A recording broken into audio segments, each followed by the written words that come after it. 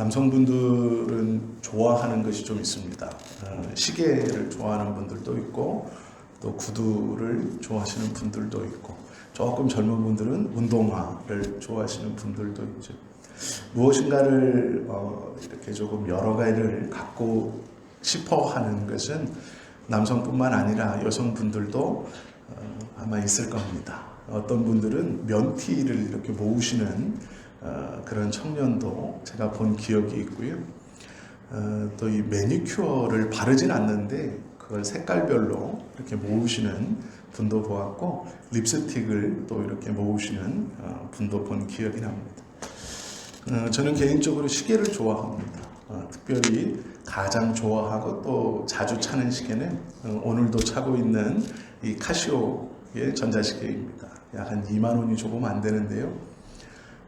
긴 시간 동안 함께 이렇게 제 손목에 있었습니다.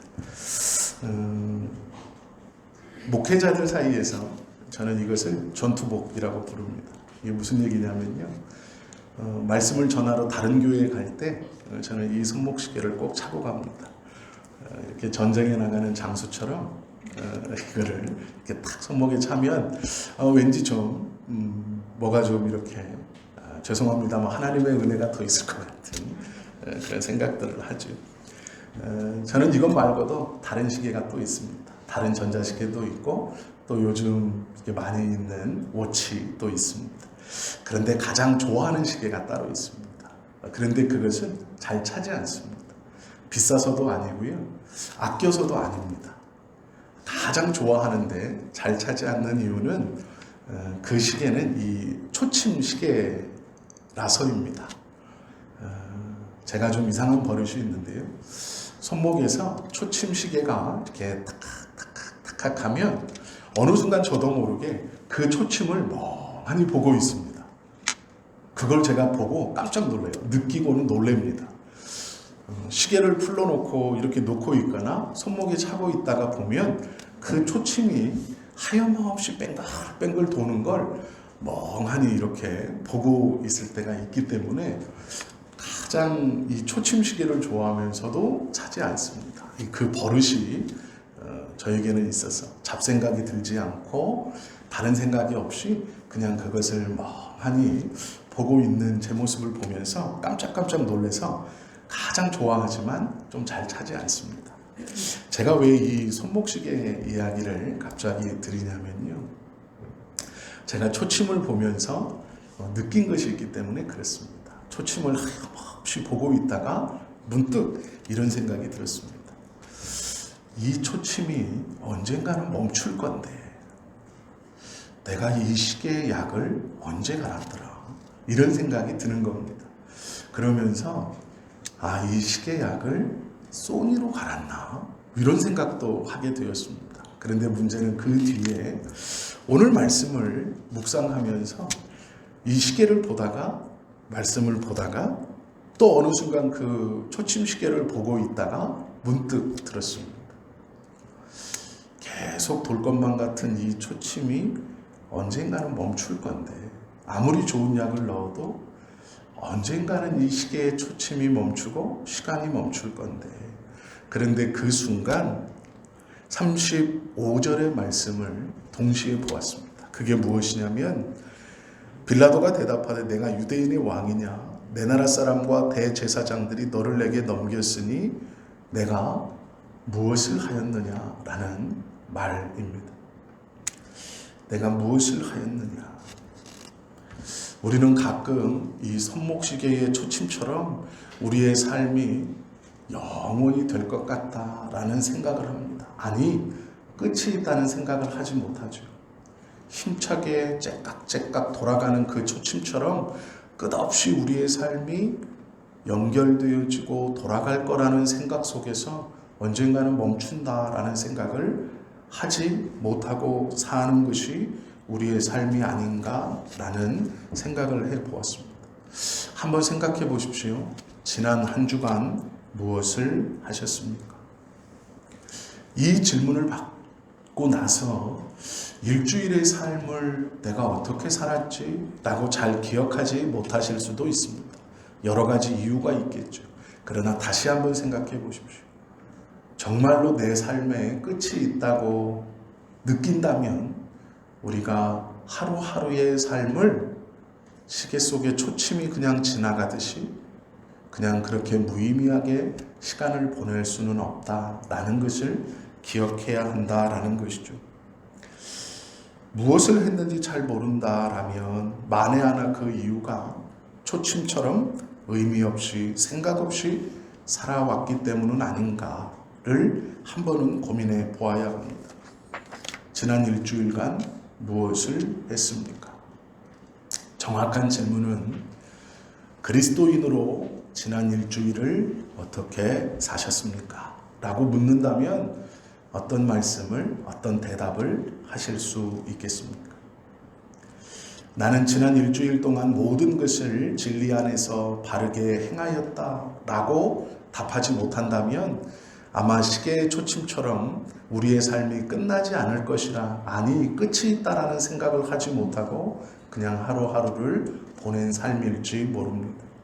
신앙인인 우리의 바른 대답은 모든 면에서 부족했지만 진리 안에서 살려고 노력했습니다가 되어야 할 것입니다. 오늘 본문에 보시면 빌라도 총독에게 새벽에 많은 사람들이 몰려옵니다. 28절에 보시면 그들이 예수를 가야바에게서 관정으로 끌고 가니 새벽이라 라고 말씀합니다. 새벽은 동이 튼 직후입니다. 이제 멀리서 지평선 너머에 태양이 떠올라 빛이 대지를 쫙 비추기 시작한 그때에 관정, 빌라도가 근무하고 있는 관정으로 많은 사람들이 예수님을 끌고 왔습니다. 그 새벽에 시끌시끌거리면서 찾아온 사람들을 빌라도가 맞이하고 있죠. 꼭두 새벽부터 유대인들이 끌고 와 십자가에 처형해달라고 앞장서 와 데리고 온 예수님과 지금 위아래로 마주보면서 그 새벽에 하나는 앉아있고 하나는 꿀려있는 것이 오늘 본문의 모습입니다. 그리고 그가 단정적으로 묻습니다. 내가 유대인의 왕이냐? 라고 묻지요. 빌라도는 예수님에 대해서 사전 정보가 있었던 것 같습니다. 새벽에 끌고 와서 바로 신문을 시작하고 그 신문의 대답이 그 신문 절차에서 가장 중요한 내가 유대인의 왕이냐? 라는 질문이기 때문에 그렇죠. 내가 유대인의 왕이냐? 이 말은 유대인의 왕으로 예수가 참칭하여서 로마의 황제에게 맞서려는 행악자라는 것으로 고발됐기 때문입니다. 예수님을 끌고 와서 고발하는 사람들의 고발 내용은 이가 스스로 유대인의 왕이라고 주장합니다. 그러므로 로마 황제를 대항하는 반역자입니다. 당신이 이를 십자가에 못 박아서 이 정치범을 죽여야 합니다. 이렇게 고발했습니다. 그래서 그 고발의 내용대로 내가 유대인의 왕이냐라고 묻고 있는 것이죠. 34절에 보면 그의 대답으로 예수님께서 이렇게 말하죠. 예수께서 대답하시되 이는 내가 스스로 하는 말이냐? 이게 무슨 말이냐면 빌라도 너의 생각이냐? 라고 묻고 있는 겁니다. 빌라도 네가 나를 유대인의 왕으로 생각해서 그렇게 묻는 것이냐? 라고 묻는 것이죠. 그 다음 말은 아니면 다른 사람들이 나를 대하여 내게 한 말이냐? 라고 묻는 겁니다. 빌라도는 지금 관정에서 신문관으로 신문하고 있습니다. 고발의 내용을 확인하고 있는 것이죠. 고발의 내용은 이가 유대인의 왕으로 스스로 칭한다 였습니다. 즉 자청해서 유대인의 왕이라고 한다라는 것이 고발의 내용이었죠. 그러므로 로마의 황제의 권위 아래에 있는 이 다스려지고 있는 이 땅을 혼란케 합니다. 빌라도는 그 관리로서 그 집행관으로 묻는 겁니다. 내가 유대인의 왕이냐. 그런데 예수님은요 다시 묻고 있습니다. 뭐라고 묻냐면 나에게 하는 그 질문이 너의 개인적 질문이냐 아니면 재판정에서 확인하는 것에 대한 질문이냐 라고 묻습니다. 이게 놀라운 대답입니다.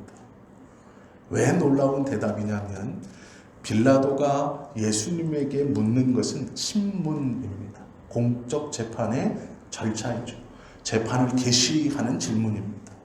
이제 그 대답에 따라 시시비비를 가려서 판결을 내리는 것이죠. 그런데 예수님께서는 반대로 묻고 있는 겁니다. 너희가 개인적으로 나를 유대인의 왕으로 생각하느냐, 아니면 지금 너의 질문이 너의 마음의 질문이냐, 아니면 저들이 너에게 고소한 고소의 내용의 질문이냐를 확인하는 것이죠. 빌라도는 당황했습니다. 이것을 우리가 지금 글로 보아서 이게 무슨 말인가 하지만 그 당시 빌라도가 재판을 개시하기 위해서 고발의 내용을 물었을 때 예수님께서 그 질문이 너의 개인의 말이냐라고 묻는 이 대답을 통해 지금 이 빌라도에게 내가 무엇을 하느냐라고 예수님이 묻는 겁니다. 반대로 네가 무엇을 질문하느냐. 빌라도는 깜짝 놀라서 많은 이들 앞에서 이렇게 대답하죠. 빌라도가 대답하되 내가 유대인이냐? 이 말이 뭘까요? 이건 개인적 질문이 아니다 라는 거. 내가 유대인이냐? 너를 왕으로 생각하여 고발한 저들과 나는 같지 않다. 이런 말이죠.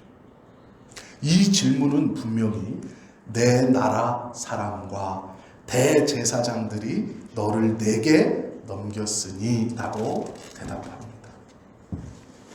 신문에 앞서서 그 신문의 핵심을 질문했고 예수님은 그 질문을 듣고 묻기를 너의 개인적인 질문이냐라고 묻습니다. 그 이유가 있어요. 이 뒤에 대답 때문입니다. 이 뒤에 대답 때문에 빌라도에게 이 말을 한 것이죠. 빌라도가 이렇게 묻죠. 내가 무엇을 하였느냐 라고 묻습니다. 왕이냐 라는 질문을 하고 예수님께서 그 질문이 너의 개인적 질문이냐 저들의 고발의 내용이냐 라고 묻자 빌라도가 나의 개인적 질문이 아니다. 내가 유대인이냐? 아니다. 이건 고발의 내용이다. 저들과 대제사장이 나에게 고발한 내용이다. 저들이 네 스스로 유대인의 왕이라고 나에게 고발했는데 내가 무엇을 하였느냐라고 빌라도가 예수님께 묻고 있죠. 그런데 이 질문 앞에 예수님이 빌라도에게 그것은 너의 말이냐라고 물었을 때 빌라도에게 거꾸로 묻고 있습니다. 이게 뭐냐면 하다라는 동사가 이 대답 안에 들어있습니다. 가인이 한순간 자신의 이 마음을 억누르지 못해서 동생 아벨을 끌고 가 들에가 쳐 죽였죠. 그리고 아무 일 없다는 듯이 손을 씻고 뒤돌아섰습니다. 자기의 할 일을 하고 있었죠. 죄의식도 느끼지 않았습니다. 자신에게는 아벨을 쳐 죽일 만한 정당한 이유가 있다고 마음속으로 생각했습니다. 그때 그 가인에게 하나님께서 나타나서 묻죠. 내가 무엇을 하였느냐?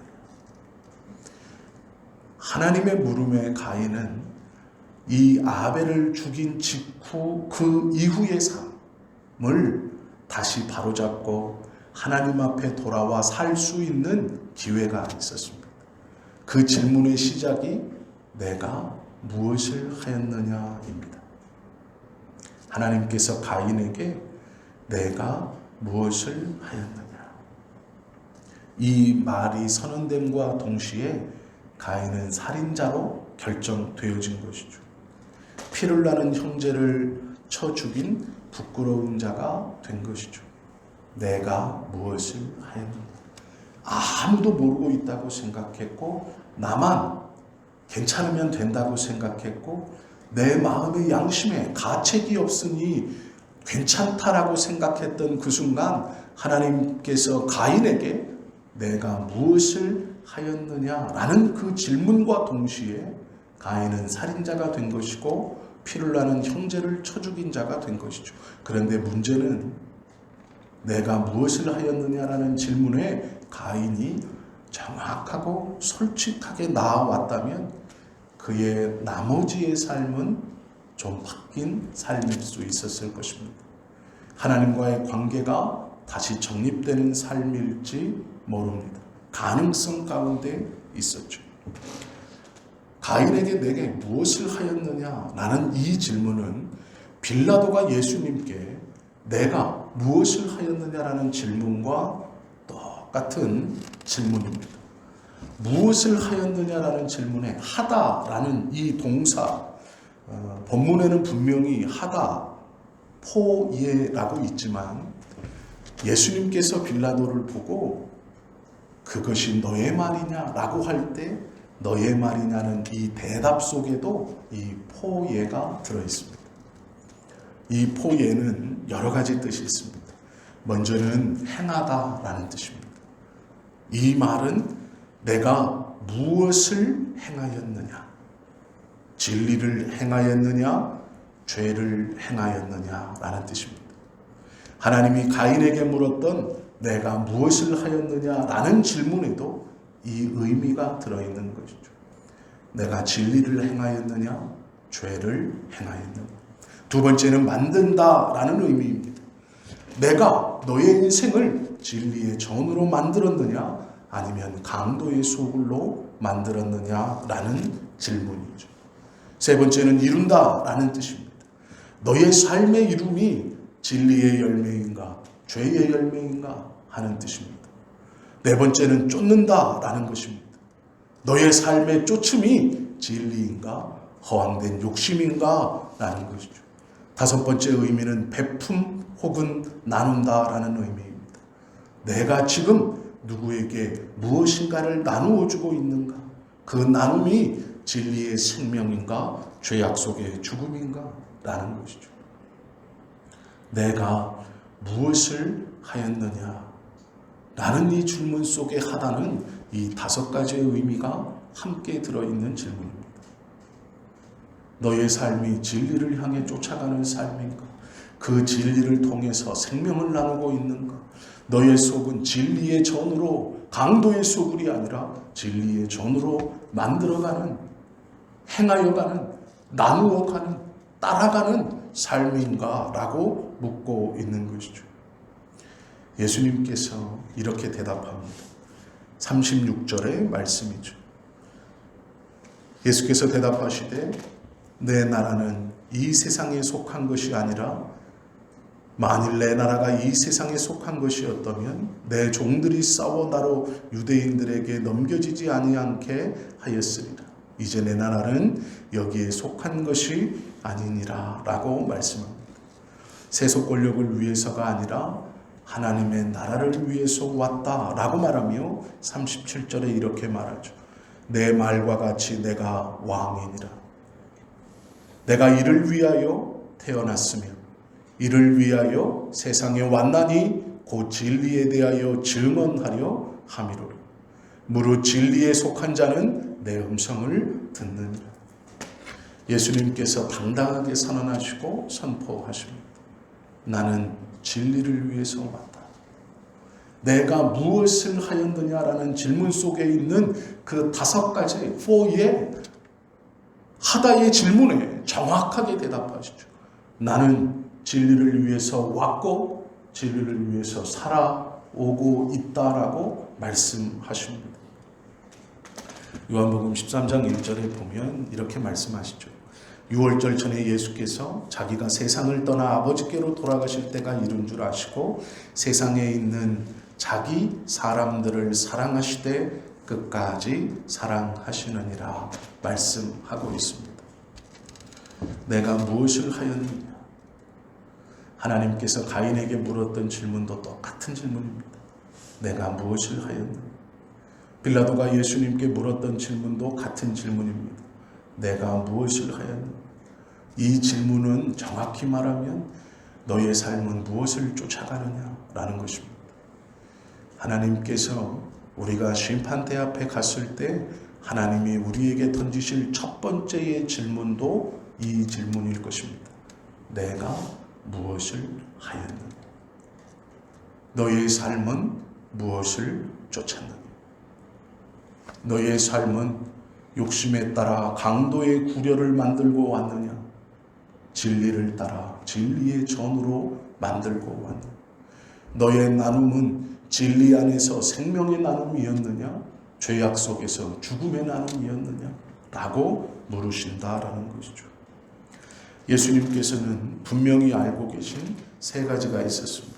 하나는 육신을 입고 온 이 땅의 삶은 끝이 있다라는 것이죠.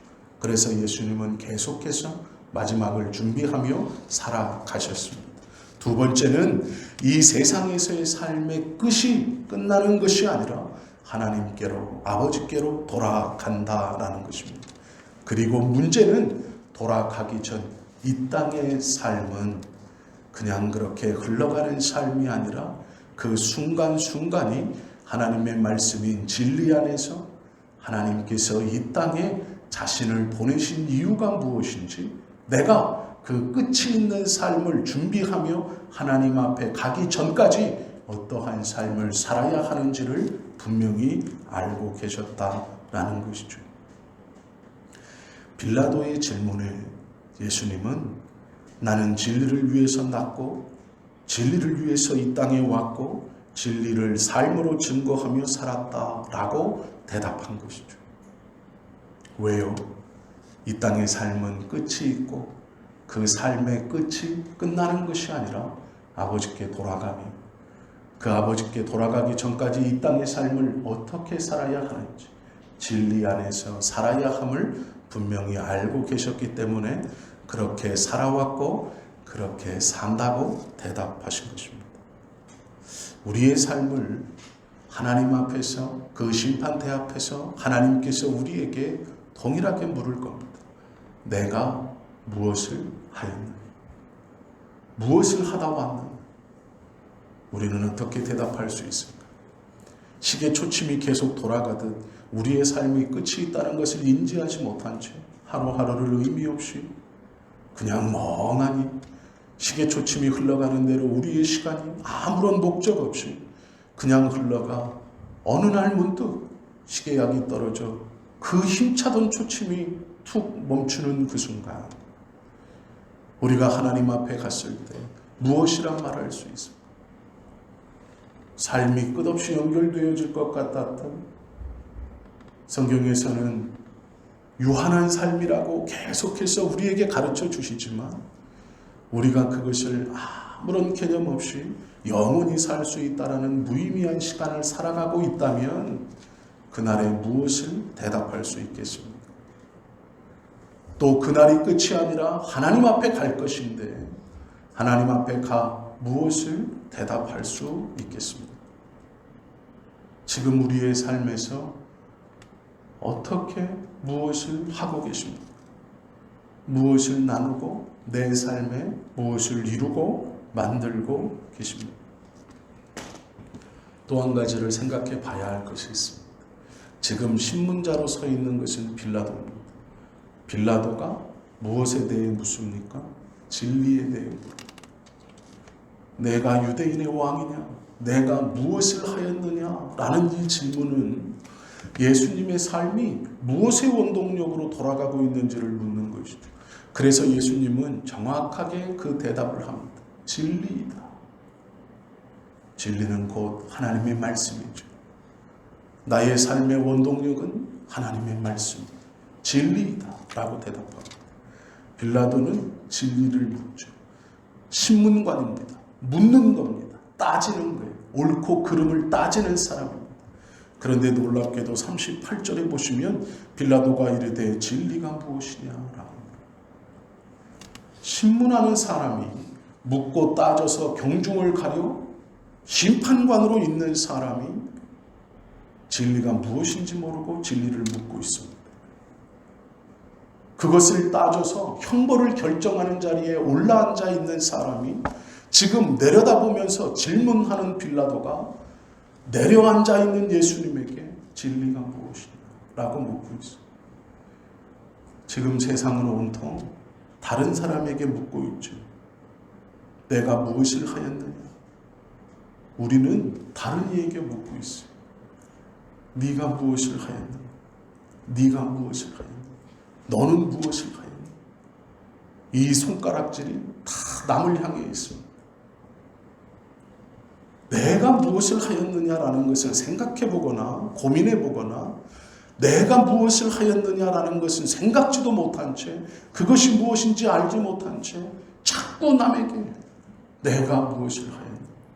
온 세상은 그 질문에 쌓여 있습니다. 제가 무엇을 하였느냐. 내가 무엇을 하였느냐는 없죠. 나는 무엇을 하였는가 돌아보는 사람은 없습니다.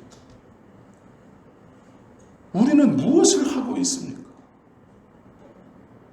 우리는 하나님 앞에 무슨 대답을 할 수 있습니까?